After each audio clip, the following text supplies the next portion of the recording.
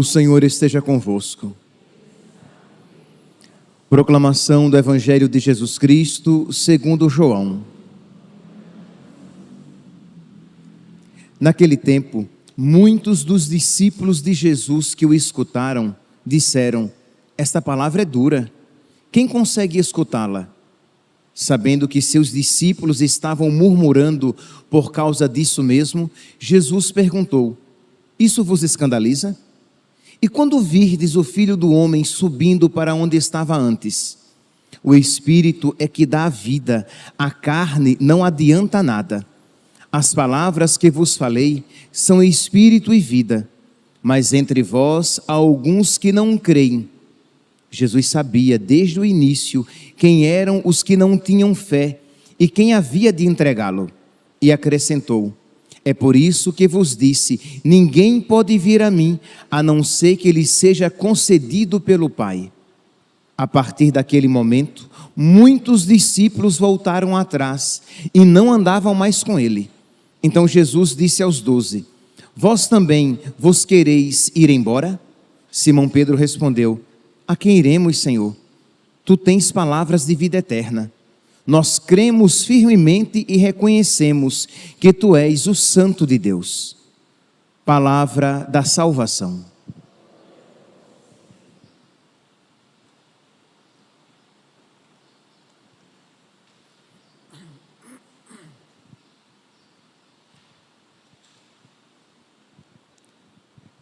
Caríssimos irmãos e irmãs, nós estamos terminando o capítulo 6 de São João, que fala a respeito de Jesus, pão da vida.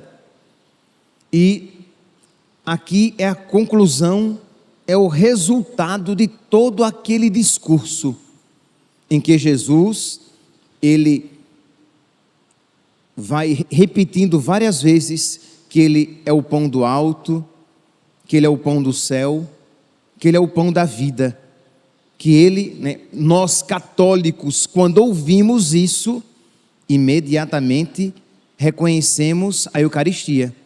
Daqui a pouco, o sacerdote vai tomar o pão e o vinho, vai erguer o pão e vai dizer: bendito sejais, Senhor Deus do universo, pelo pão que recebemos de vossa bondade, fruto da terra e do trabalho humano, e que agora vos apresentamos, e para nós se vai tornar pão da vida. Isto é, o sacerdote oferece o pão comum, e dizendo: o Senhor vai me dar de volta o pão da vida. Depois da imposição das mãos, a invocação do Espírito Santo e as palavras consacratórias, aquele pão material, aquele pão comum, se transformará em pão da vida, no corpo e sangue, alma e divindade de nosso Senhor Jesus Cristo. Então é esta a nossa fé católica, e que Jesus repetiu várias vezes: eu sou o pão da vida, eu sou o pão do alto, eu sou o pão do céu, o pão verdadeiro. Pois bem, e depois desse discurso de nosso Senhor, e nós podemos imaginar com que profundidade, beleza e unção Jesus disse isso. Porque se os sacerdotes que creem podem falar a respeito da Eucaristia com amor, imagine nosso Senhor falando do maior presente que Ele deixaria para nós: seu corpo, sangue, alma e divindade. Não obstante o amor, a profundidade, a beleza, a unção de nosso Senhor, diz que muitos não creram, acharam aquele discurso duro demais. Como é? Ele nos dará a comer o seu corpo e nos dará a beber o seu sangue? Não, isso não é possível.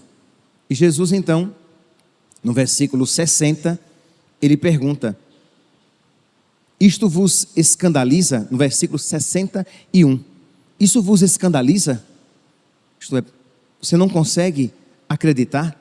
Por quê? Porque muitos disseram que essa palavra é muito dura. Quem pode nela acreditar nesta mensagem? E é interessante, meus irmãos, que dentre aqueles que não creram, se apresenta também, faz parte deste grupo dos incréus, dos descrentes, Judas.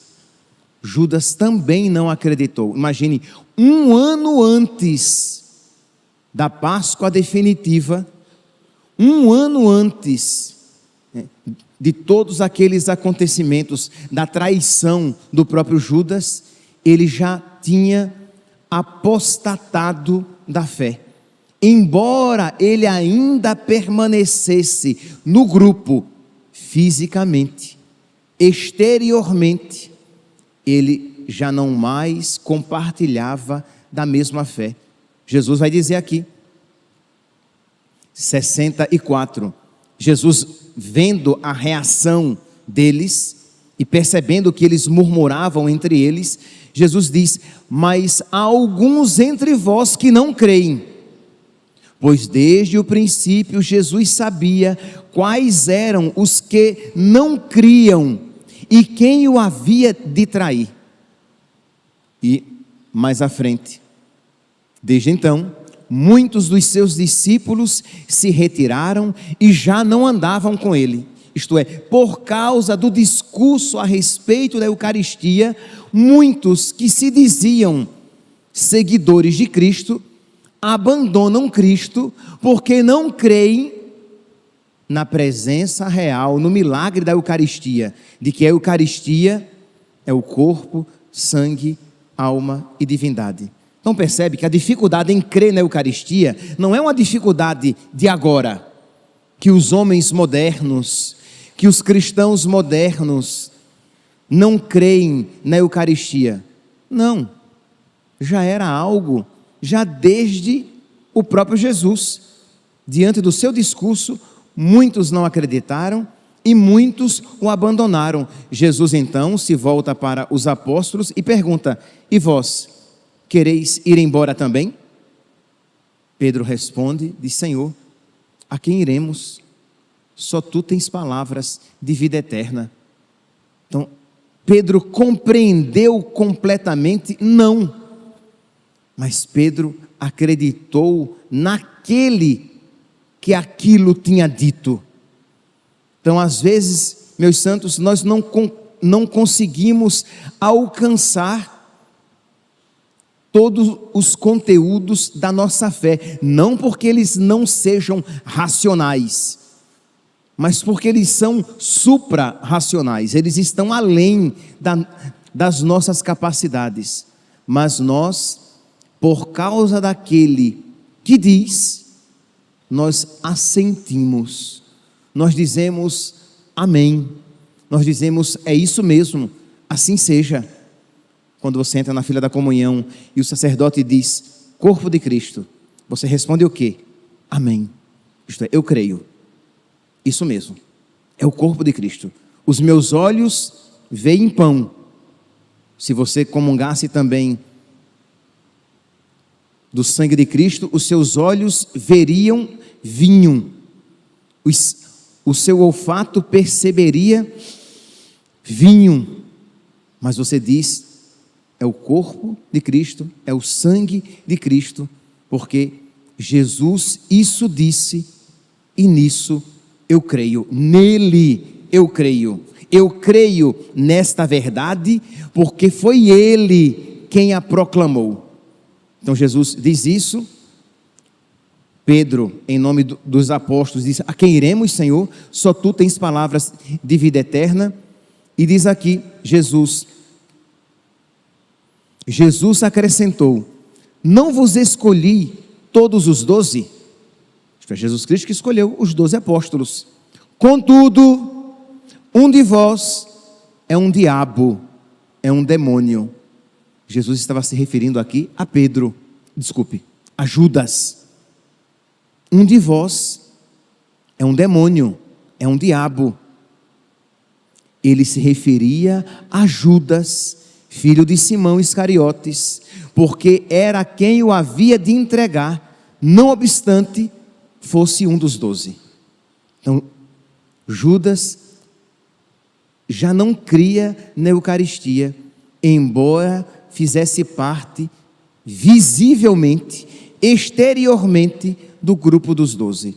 Meus irmãos, isso aqui nos dá a ocasião de nós nos perguntarmos a que grupo nós pertencemos. Ao grupo de Pedro, que às vezes percebe que o ensinamento de nosso Senhor vai além das nossas capacidades, mas nós assentimos, nós damos o nosso assentimento, nós proclamamos a nossa fé e dizemos creio, ou fazemos parte do grupo de Judas, que mesmo que esteja fisicamente presente na igreja, a ela não pertence mais, porque já abandonou a verdadeira fé. Meus irmãos, infelizmente esta não é uma realidade longínqua, estranha. Infelizmente há, e não sei se são poucos, aqueles que são aparentemente católicos, mas que não o são de fato. São católicos de fachada. Eles parecem católicos, como Judas parecia ser um discípulo de nosso Senhor, um discípulo verdadeiro, que pertencia ao grupo dos mais íntimos, ao grupo dos 12, mas não obstante ele exteriormente pertencesse ao grupo daqueles que criam, que tinham fé, ele de verdade já havia abandonado a verdadeira fé.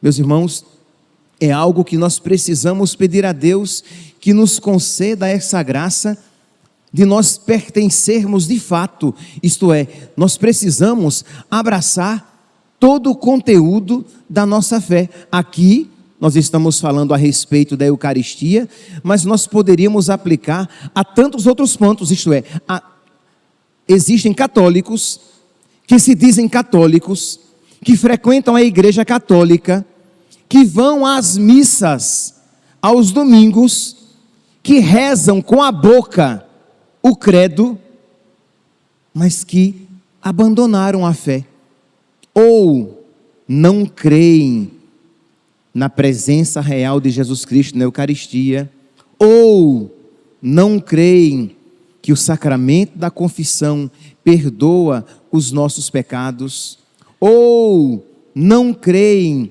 na indissolubilidade do matrimônio, isto é, você se casou com uma pessoa e você se casou para sempre. Lembrem-se que também este é um ensinamento que não é de difícil compreensão apenas hoje, que já na época em que Jesus isso ensinou, muitos disseram, Pedro foi o porta-voz, disse, Senhor, se esta situação, é melhor não se casar. Se é assim, se casar para sempre, é melhor não se casar. E Jesus disse, Pedro, nem todos podem compreender isso.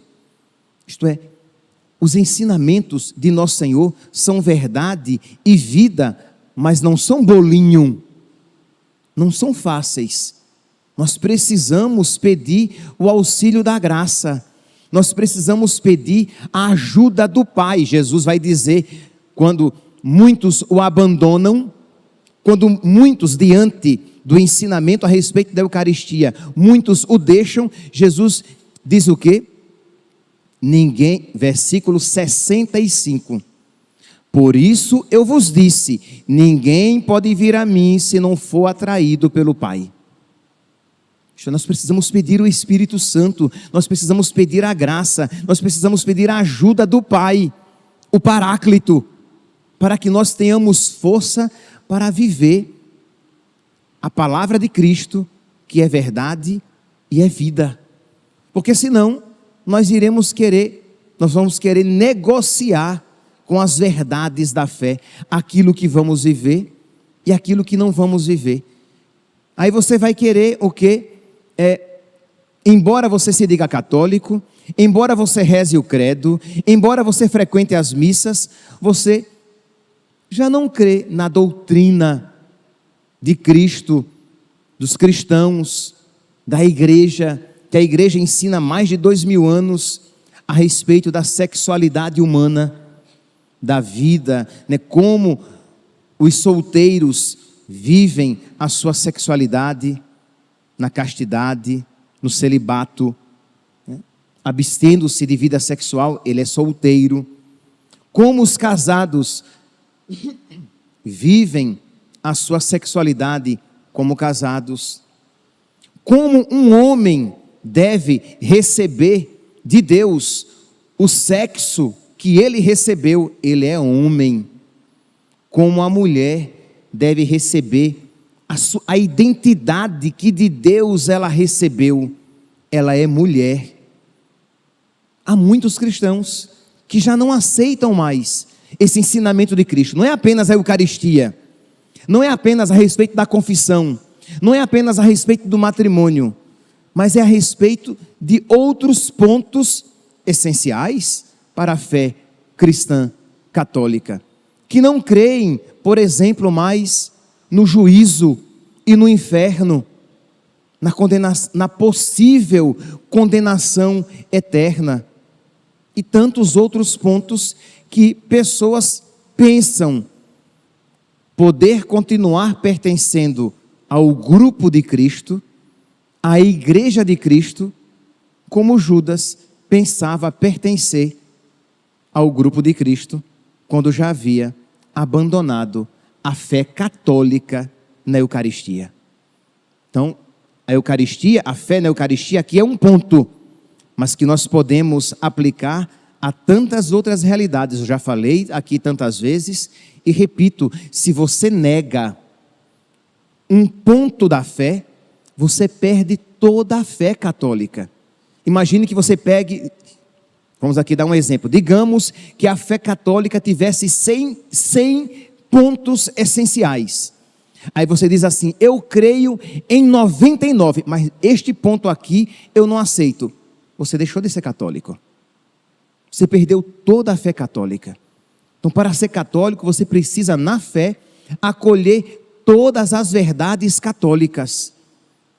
Então, peça o Espírito Santo, peça o auxílio da graça, peça a força do alto, peça a ajuda do Pai, para que você possa abraçar toda a fé católica, e assim, e somente assim, está unida a Cristo.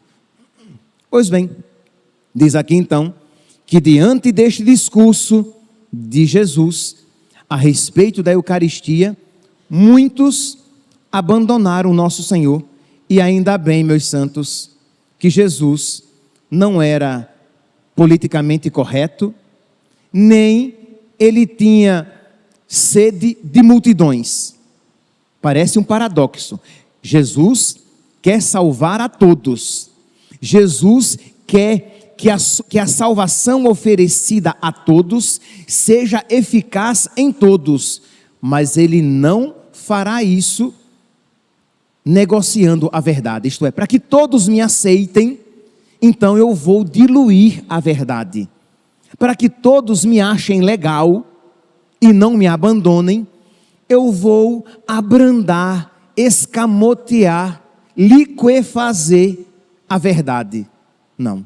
Jesus disse, ele chocou, Jesus se volta para eles e pergunta, isto vos escandaliza? Depois se volta para os apóstolos e pergunta, vocês querem ir embora também? Nós não podemos, meus santos, nós não podemos negociar a verdade. Hoje é sábado e em todas as igrejas, ou melhor, em muitas igrejas paroquiais, o sábado é um dia privilegiado da catequese. Pois bem, catequistas, não negociem a verdade. Ensinem com caridade, ensinem com paciência, ensinem com respeito, mas ensinem a verdade. não rebaixem a verdade, não diluam a verdade, para que ela possa ser acolhida por todos, porque uma verdade diluída é uma mentira disfarçada de verdade. Então você precisa, com todo jeito, ensinar a fé católica e tentar ganhar o maior número para ela. Eu lembro, quando eu era seminarista, lá em Maceió, eu participei de um retiro de carnaval. E aí nós já estávamos ali há 5 dias em retiro, e nós nos conhecíamos. Se eu não me engano, ou era meu primeiro ano de seminário, ou segundo ano de seminário, era algo muito recente para mim. E nós nos conhecíamos, e no final do retiro, foi dito que todos deveriam comungar na missa de encerramento. Porque, afinal de contas, todos tinham participado daquele retiro, então todos, e isso foi dito, independentemente da situação em que cada um se encontre, todos devem comungar. E era sabido por todos, que existiam alguns que não podiam comungar. Um caso particular de uma moça que vivia maritalmente com um rapaz com quem ela não era casada na igreja. E eu sabia, e ela ouviu aquilo, e ela então se preparou. Aquele momento tinha terminado, nós íamos preparar a sala para celebrar a Santa Missa, e ela prontamente se preparou para comungar. E eu, com muito jeito, com muita caridade, fui a ela e disse: minha santinha, você ouviu isso que foi dito, né? Ah, é? Então eu vou comungar. Eu disse: você não pode comungar, porque você não está preparada, você precisa primeiramente se casar, você vai precisar se confessar, para poder receber Jesus. Nossa, a menina, a jovem mulher, me matou no coração. Por quê? Porque eu a tinha ofendido, não obstante eu tenha sido bem educado, mas aquela verdade foi recebida de uma maneira ofensiva. Mas, meus irmãos, a palavra de Deus diz que quem comunga, quem recebe a Eucaristia em pecado, recebe a própria condenação. São Tomás de Aquino vai dizer na sequência de Corpus Christi, vai dizer que ao bom e ao perverso o efeito é bem diverso, vida e morte traz em si. Isto é, a Eucaristia é vida para quem está preparado para recebê-la. A Eucaristia é morte, é desgraça, é maldição para quem não está preparado. Só que nós muitas vezes não cremos nisso. Aí nos abstemos, não dizemos nada. Mas eu pergunto, vamos aqui colocar noutro contexto.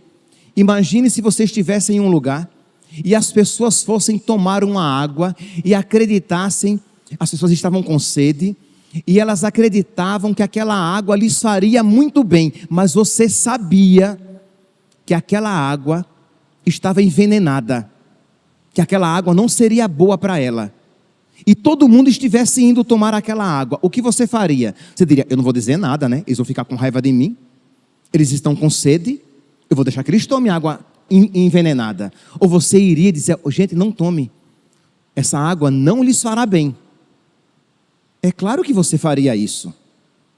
Ora, quando nós não... Agora vamos aplicar aquilo que pode ser aplicado. Então, a Eucaristia é a maior bênção que pode ser oferecida a alguém aqui neste mundo. É o próprio Deus que nos é oferecido.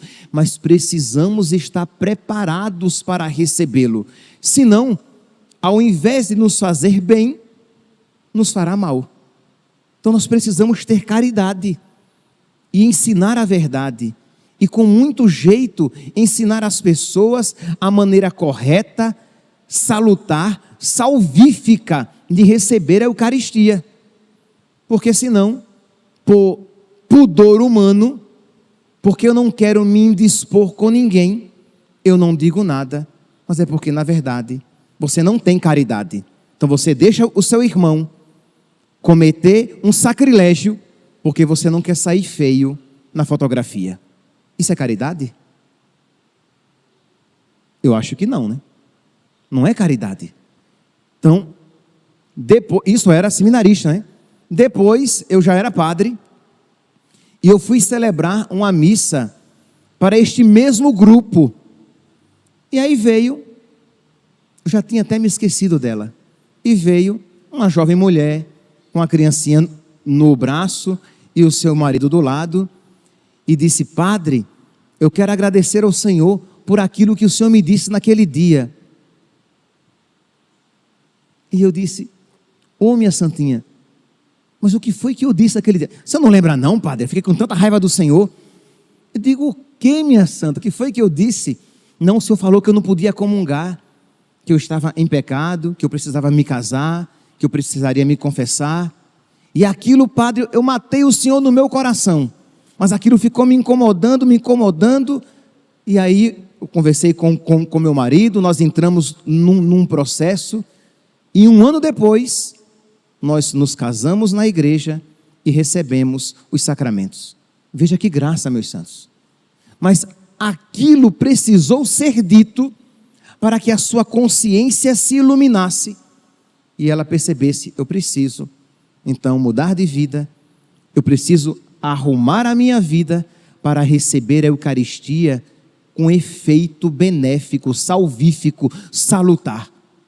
Meus santos, não negociem a verdade, não é caridade. Não diluam, não disfarcem, não escamoteiem a verdade. Mas digam com toda a caridade, com todo o respeito, com toda a paciência, mas digam a verdade católica, mas creiam. Então peçam a Deus que lhes aumente a fé, que se você crê, você vai dizer a verdade, porque você sabe que será benéfica, mesmo que não seja agradável. Mas o Senhor disse que a verdade nos libertaria, não que seria necessariamente agradável de ouvir, pelo menos no primeiro momento.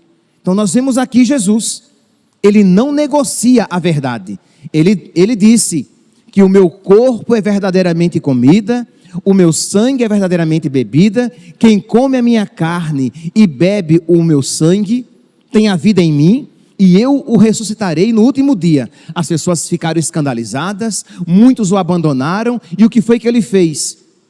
Vocês querem ir embora também? A verdade é essa. E Pedro então, humildemente disse: Senhor, a quem iremos? Só tu tens palavras de vida eterna. Que nós então hoje, meus santos, peçamos a Deus, por intercessão de Nossa Senhora, de São Pedro, a graça de nós também aderirmos a Jesus e a sua palavra incondicionalmente.